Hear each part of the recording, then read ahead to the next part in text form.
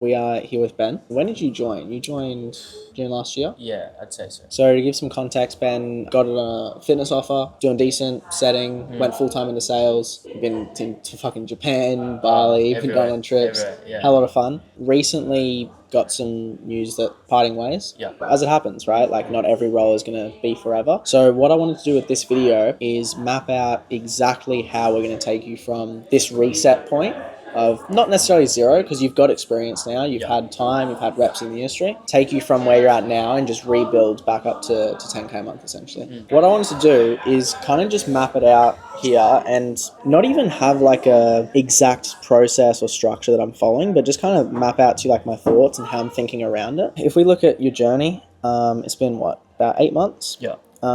Setting, and that's been both DMs plus phone. Yeah.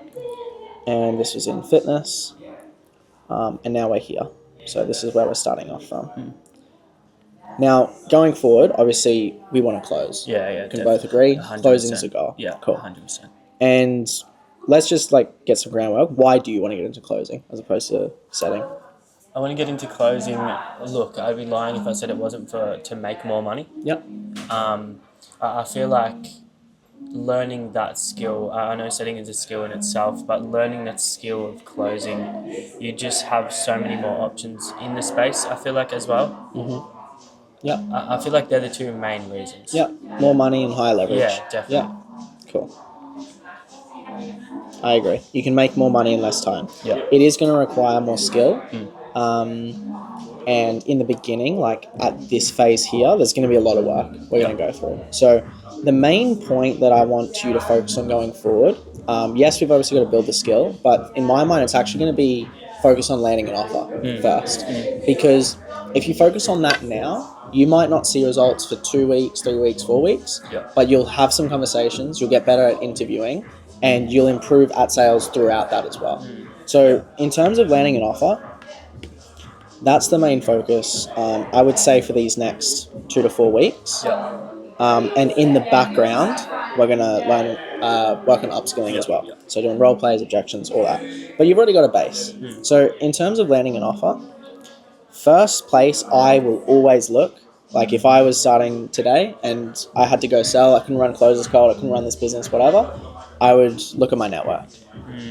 So that is the first thing I want you to reshift your mindset and like focus on going forward is how can we build your network, one on what's already there to the existing network, and then also create a new network.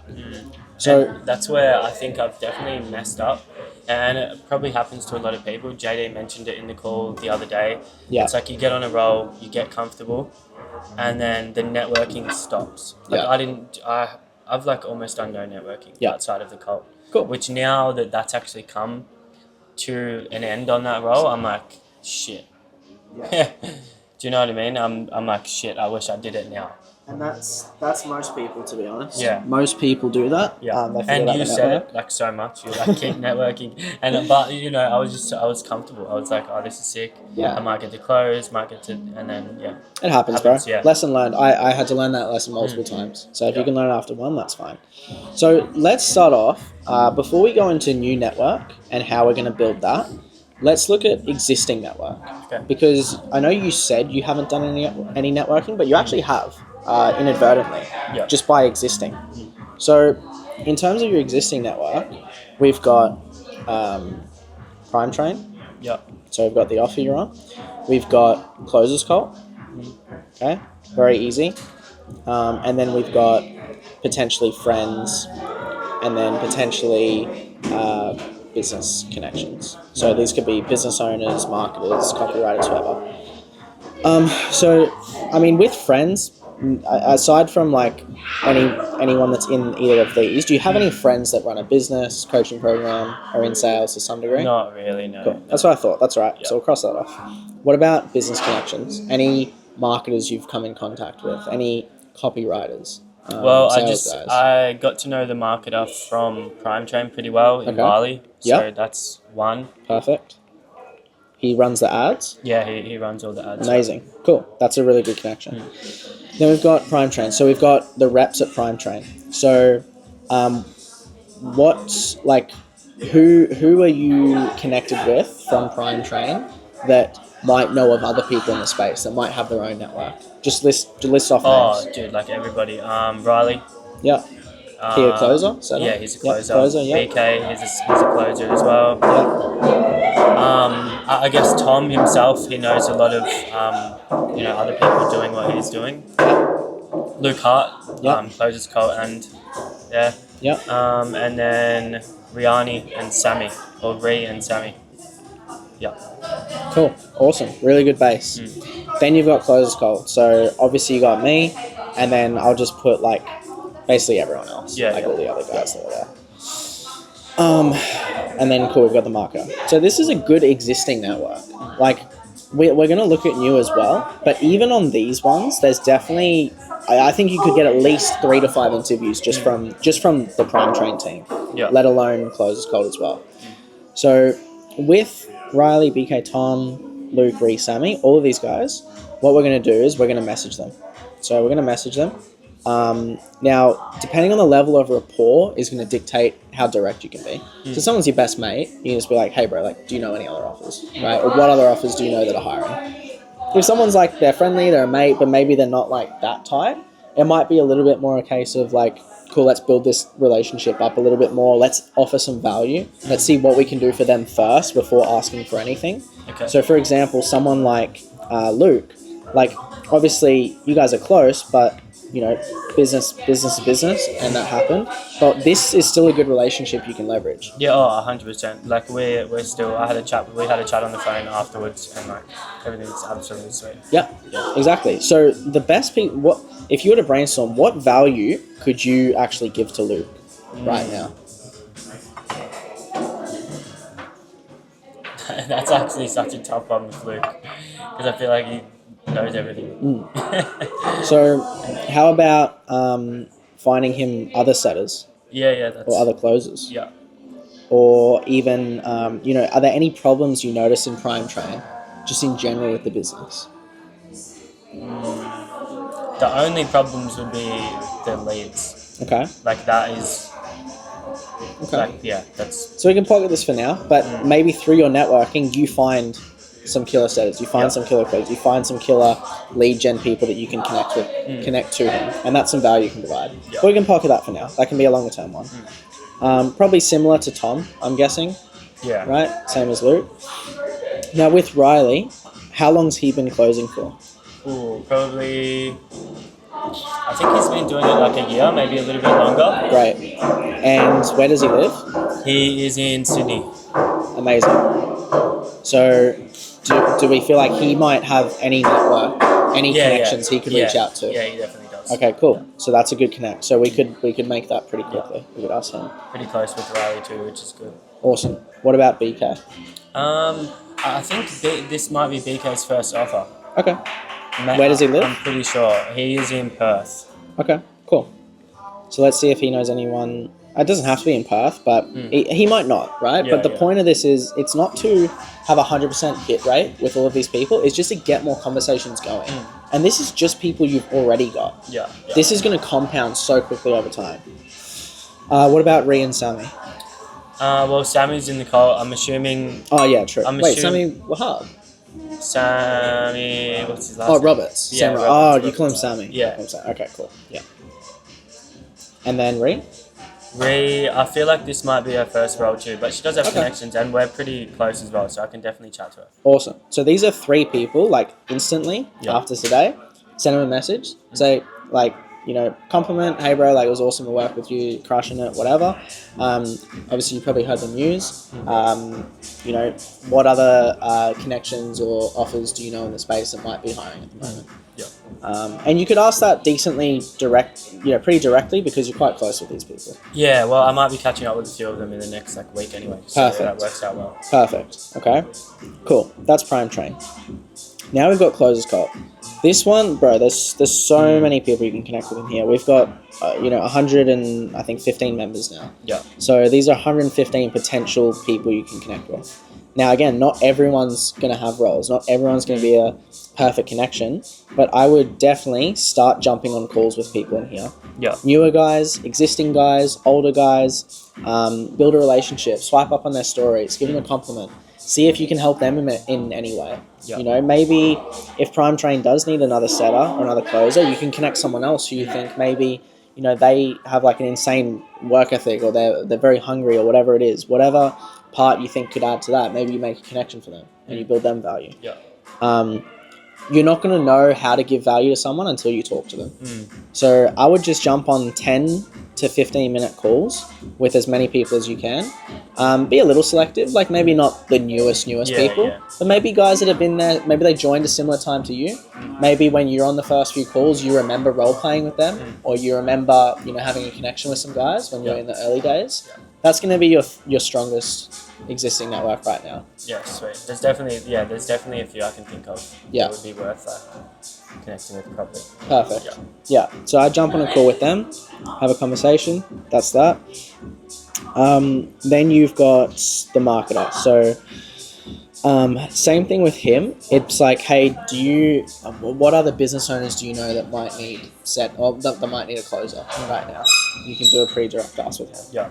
Alright, cool. So we actually got kicked out of the other place, so quick scene change, but it's actually a good segue. So where we got up to is that's the existing network that we can make the most of. So we got Prime Train, Closers Cult, and obviously the marketer as well.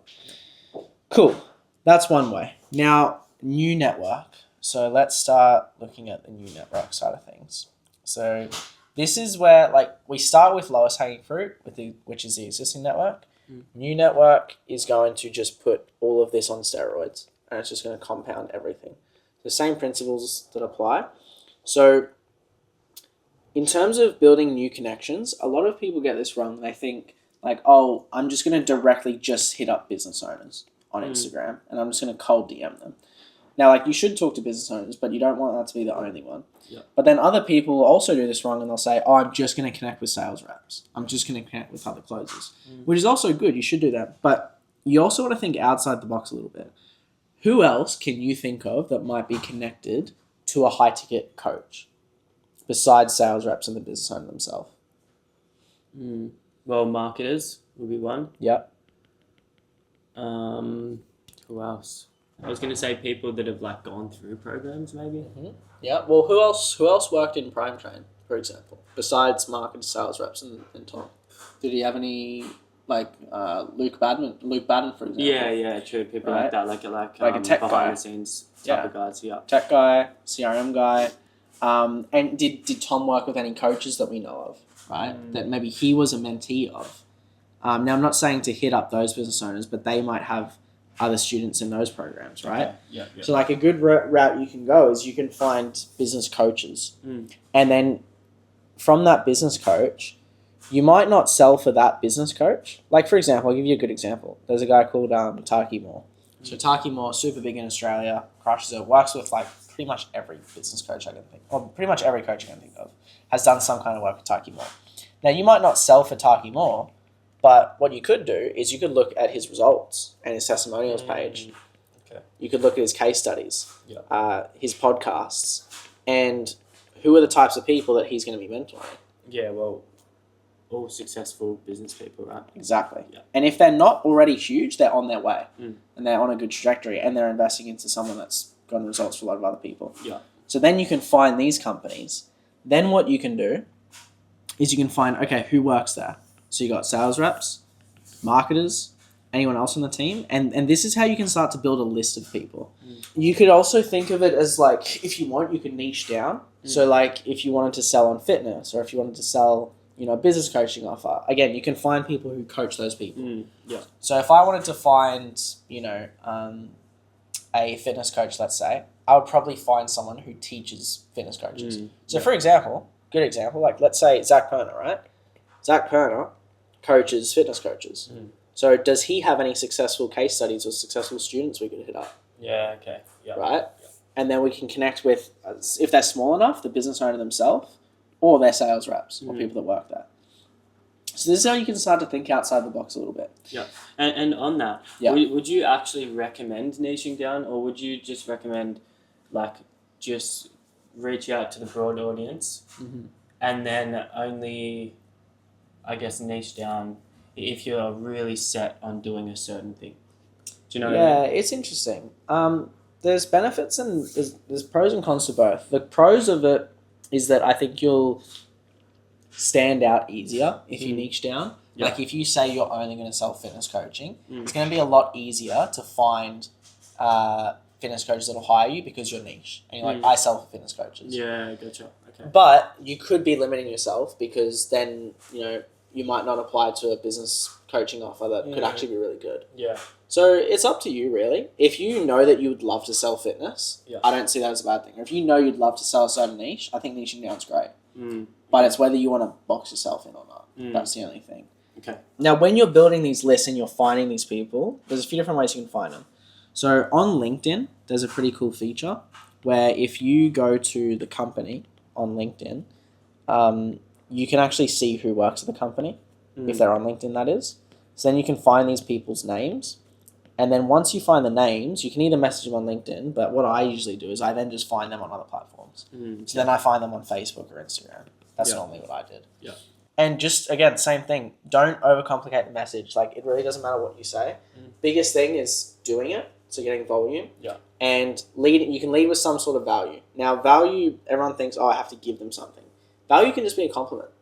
Value, like if someone messaged me and they're like, hey, Orlando, I love what you're doing with Closed Cult, bro. I think it's really sick. Hey, you're helping all these young guys make money and travel the world. Like, keep it up, man. But, like, how long you had your company for? That's such an easy message for me to answer and respond to. Okay. I know this came up on JD's call, right? He was like, how'd you message Orlando? Yeah. And I think it was Jack or one of the guys, said something, and I was like, I would not respond to that. Because it was something like, why do you do what you do? Yeah, because you have to think about it and you're just like, nah. Exactly. Yeah. But that's such an easy message. Like, hey, bro, compliment, love what you're doing. Very specific. Not like love what you're doing with Closers Cult. Love what you're doing, how you're helping X, Y, Z. Yeah, with specific. Yeah. I'm like, oh, thanks, bro. I appreciate that. By the way, how long have you been running it for? 2 years. So easy for me to answer. Cool. And then from that point, you get the conversation or they reply. Yeah. I guess at what point do you... Because it almost feels weird, like, asking them for something. Because you don't know them, right? Yeah. So how do you sort of work that in without just coming across as, like, super straightforward? Yeah. So there's a difference between, like, being needy and being transparent. Yeah. Okay? So being needy would be building connection and then straight away being like, do you have jobs? That's needy. We don't want to do that. Okay. But transparent can be, awesome, love that you're in the business. By the way, just to be transparent, I'm new to high ticket sales, and I'm building my network at the moment, reaching out to people that may know of someone that's hiring. Totally cool if not. I know you just met me, but do you happen to know any offers that are hiring at the moment that either I or I could connect someone else to? Okay, cool. So that's transparent, but you're not being needy. And the exact wording for that, like you can always draft something and ask me and send it to me. Yeah. But I wouldn't worry too much about the wording. It's just the energy you want to convey is, hey, I'm stating my intent. My intent is I'm trying to land a role, just so you know. But I also get you don't really know me. I'd actually love to jump on like a quick 10, 15-minute call if you got time. Just connect and like hear more about your journey. Now, not everyone will say yes to that, but a lot will. Yeah. And you'd be surprised how like people in positions of status or success or they've got some sort of network that you can leverage, you'd be surprised how willing people actually are to help. Okay. If you come at it from a genuine like point of view and they can see that and they can see that, no, this guy, like I'd bet on him, he's up and coming, people will be more willing than you think. Okay, cool. So that's the networking side of things. In terms of tangible next steps, straight away, I'd be hitting up existing network. Like that can be a today thing. Yeah. New network, this is more of like a weekly thing we want to do. So I would set a target. I think, in my opinion, Facebook is the easiest way to do it. You can do it on Instagram too, but I think Facebook's just very easy to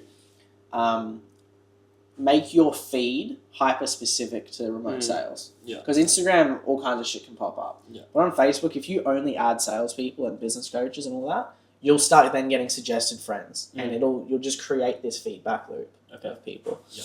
And on that, would you recommend starting a new Facebook? It's up to you. It depends. If there is any part of you that wouldn't post something because your existing network might see it and you don't like that, just start a new one. Okay. Doesn't really matter. Yeah. So that's Facebook. I would aim to add 50 people a day. Okay. Like, and I say that because you've got full-time availability for this. You're not doing anything else. Yeah. You're not working a job. If that was something different, I'd set you a lower target. Yeah. But I don't see any reason you can't do 50 a day. Now, of those 50, let's just say only 10 accept, which will probably be 20. But let's just say only 10. You're then going to outreach 10 people a day. That's going to be from doing this. So the 10 people that accept your friend request, you wait for the friend request to be accepted, then you outreach. And of those 10, let's just say only 2 jump on a call with you. Which, again, this is super conservative. Like, in all likelihood, more than 2 will jump on. Yeah. Let's say you have 2 networking calls a day. That's 30 minutes a day. Plus the outreach you're doing, let's say another 30 minutes. It's about an hour a day on networking. Yeah. Fuck all. Super easy to do. You jump on these calls, have conversations. Just worry about opening conversations to start off with. Opportunities will follow. Yeah. You just need to open the doors right now. Because right now, you can't even see the doors. You need to first find them, open them, and once you're in the rooms, that's when you can start to see opportunities. Any questions so far? No. Sweet. Cool. That's the networking side. That is obviously, like, you could just land offers doing that. Obviously, like, you have the benefit and the luxury of being in a program where I am literally posting offers every single day. Yeah.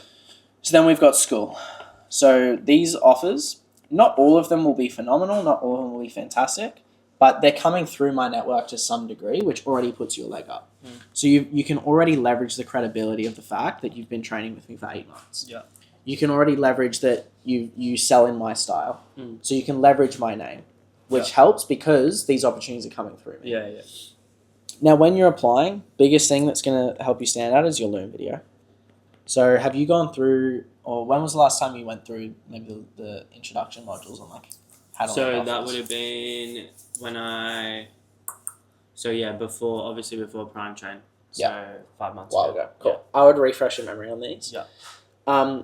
Basics of a good Loom video is step 1 is you just need to have a good setup.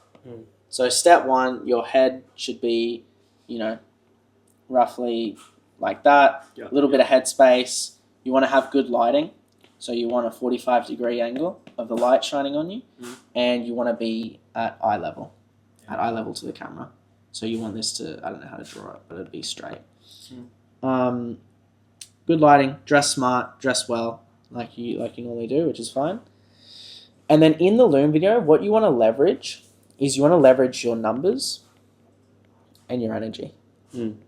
So your numbers, you might think, I didn't do that much, I didn't make a certain amount of money, or I didn't close a certain amount of deals. But you can look at it a different way. You can leverage the fact of your company's numbers. So at its peak was, 200, 300K a month, something like that? Yeah, like 350. Yeah, so you can leverage that. Yeah. I was part of a top-performing setting team where in our best month we did 350K cash collected. Yeah.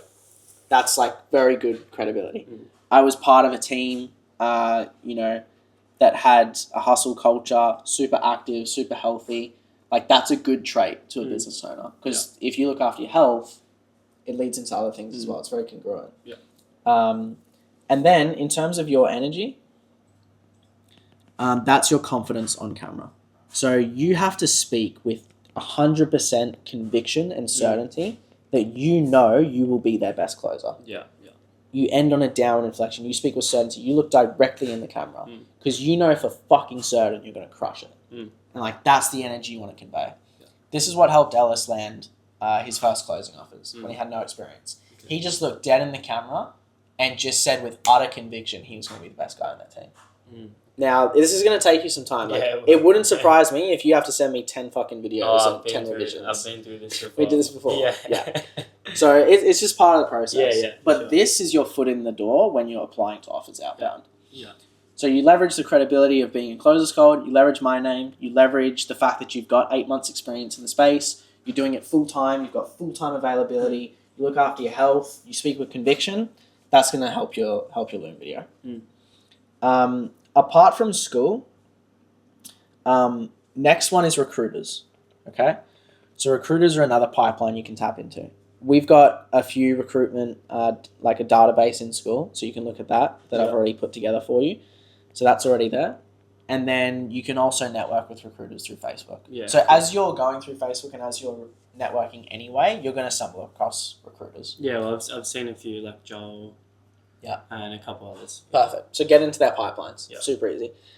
Next thing you've got are communities and networks. So a good example of this, it's like not paid, is True Blues, right? Yeah. How many sales reps are in there? There's hundreds. Probably more. Perfect database to start off with that you can network with, you can connect with outside of Closers Call. Jobs get posted there all the time. There's probably a lot, like many other communities like that as well. You just got to find them. Yeah. They might not all be Australian based. They might be US based, might be UK or whatever. But just join as many as possible and just open these doors. Another good way. Apart from that, there was one other thing I was going to touch on. School. Okay, yeah, cool. So this, in my mind, are the 4 key ways you can get to know about opportunities. You've got networking, which is huge. You got the school opportunities that are getting posted. You got recruiters, and then you got external communities. These are your 4 databases that you can find offers. From there, once we get some conversations going, we get a networking call, we get referred to a company, we apply, then we're going to get to the interview stage. Super, super important. Because for a position that you're in right now, where you want to land a role as soon as possible, you're quite vulnerable. In the sense that a lot of people will take an opportunity too easily and they won't vet the offer. Yeah. And interviewing and vetting go hand in hand. It's very easy to just believe an OTE. Don't believe OTEs. Okay. OTEs, in my mind, don't mean shit. If someone says, oh yeah, bro, the OTE is 20K a month, I'm just like, okay, how'd you come with that? My natural default is to not believe them. Yeah. Offer owners, business owners, people will always exaggerate when they're telling their numbers because they want to get the best people. And the best people are going to go to the best offers. Okay. So it's our job to filter through that and ask the right questions to make sure that the numbers actually add up. Yeah. So on the interview, it's not about vetting them in a dick way, just like you wouldn't handle objections in a dick way, but it's how can you vet them while still coming across genuine, high intent, coachable, and good attitude? Because some people ask these vetting questions and they'll come across like a dick. They'll be like, okay, so how much cash collected are you doing each month? Okay, what do your top reps make? It's very arrogant. It's more so subtle. You want to be like, okay, awesome. And by the way, like, how big is the sales team right now? Oh, you're 20. Oh, that's sick. Okay, and from the 20, like, what do the top earners bring in for your company each month in terms of cash collected? Well, they bring in 200K a month. Okay, and how about the bottom? What's the disparity like? Well, the bottom's around 50. Yeah. Then we can backtrack. Cool. So if the top reps, right, if the top reps are bringing in 200K a month for the business and the cash collected, the commission is 10%, well, we know they're making 20K. Yeah, and then you can sort of average it out between the bottom and the top. Exactly. And sort of see where the rough average is, I guess. Yeah, and the average they might say is like 80K a month, right? And it doesn't mean that we're only going to go off the average because we back ourselves that we're above average. Yeah. We're going to do better than the average. Yeah. But we just want to get a rough layout of the landscape that we're working with. You might get an offer that says OT of 20K a month and you ask how many reps they have and they say 1. And you say, oh, who are they? And they go, oh, it's me. It's the business owner. Okay, what are you bringing in each month? Cash collected. Oh, 150K. Okay, so how is the OT 20K a month? Because if I come into that, even if I close at the exact same percentage as you, and I can sell as good as you, which is rare because you're the business owner, that's 15K a month. Yeah, exactly. Now, it doesn't mean we say no to the offer. It just is context that we need to gather to make an informed decision. Okay. And just with these interviews, I've only done one. With Luke, it wasn't a real interview. We just jumped on the phone. Yeah. But is it so you get these numbers, you get all the data, you vet it. Is it okay, cool, I'll get back to you? How does that usually happen? It depends. If you know, on the offer, you're like, yeah, this is great. I want to take it. Take it. Okay. I won't say no. But if you want to compare options or you want to speak with other companies, you're allowed to do that. You're a contractor. You're partnering with this business just as much as they're partnering with you. Okay. If you want to go and assess your options and they have a problem with that, oftentimes it says more about them than it is about you. Yeah, okay, cool. Now, you might want to understand why. If they're like, oh, look, we need an answer today, then you might be like, hey, look, I totally get that. Can I ask like why you need an answer today? We want to work with people that are decisive. Yeah, look, I understand. For me, I just really want to make sure that the next company I go with, I can go all in with and give absolutely everything. And I would feel disingenuous if I said yes to you right now without knowing that I'm speaking to another company that looks pretty solid tomorrow that I'm chatting with. Okay. So if I did go chat with them tomorrow, is that a complete deal breaker for us? Is that a complete conversation killer? Yeah. Oh, look, it's not, but like we would really prefer you to get back to us soon. Cool. If I get back to you tomorrow, would that be fair? Is that fair enough? Okay. Language like that to just diffuse it if you need to. But again, let's worry about that when we get there. Exactly. You know, that's a good problem to have. Yeah. So on the interview, first, like main points, obviously you dress well, basics, good setup, just like the Loom. You want to be confident, not cocky. Yeah. Very clear distinction. Cocky is just asking those questions the way I said before. Confident is knowing your worth and knowing your value and vetting. That's confident. Yeah. You want to objection handle as well. Like so many people on these interviews, they forget that the interview is basically a sales call. It's like a test, right? It's literally a sales call, bro. Yeah. If they say at the end, look, sounds good, Ben, but we've got other applicants that we want to talk to before we go ahead. Hey, no stress at all. I'm happy for that. I guess like based off what you've seen from me today, like do you feel like I could genuinely fit in with the company and fill the role you're looking for? Yeah, we do. Okay, why do you feel like I would be able to? It's the exact same as objection handling. Yeah. Get them to tie down. Okay, cool. So when you are chatting with these other applicants, just so I'm clear and I can clear my conscience tonight when I sleep, like what are the main things you're actually looking for from these other applicants? Oh, we're looking for this, for that. Okay, cool. And do you see any reason I wouldn't be able to fill that based off what you've seen today? Yeah. No reason. Okay, cool. Look, what's your timeline on that coming to a decision so that if I don't hear from you, I can show you my follow-up game? Okay. Like, be a little bit cheeky, cool. Stand out. No other closer is objection handling on these interviews. It's very rare. Yeah. And when you do that, you just set yourself apart so quickly. Yeah, cool. That's good to know. Then from there, I mean, look, if you need help vetting it, if you want to bring the numbers to me, I can always help you. I can always have a look myself and give you my thoughts. Dane just did that. Dane was about to say yes, like go all into a closing offer. And I was like, hang on, bro, like hold your horses. You're on a good offer. Show me the stats of this company. We worked out the OTE was about 5K a month. The actual OTE based off the numbers. So I think what I need to do, what's going to help with the vetting as well, is just sort of running through a list of questions, like a list of must-ask questions. Obviously not just following it to a T like a script, but just so I have them there. Yeah. I think that's going to be... And we've actually got a module on that. Yeah. So there's a module that tells you all the main questions to ask. Well, that's going to be a massive help. Yeah. Cool. So that's pretty much everything. Before I summarize, any questions on that? Anything you want more clarity on? No, not really. That's everything. Cool. So just to summarize, we got 4 main ways to land an offer. We've got network, both new and existing. We've got, what was the second one? Oh yeah, school ops, school opportunities that are getting posted. We've got recruiters, and we've got communities. These are 4 main ways. Once we get through this, and we get referred to a company, then it's about interviewing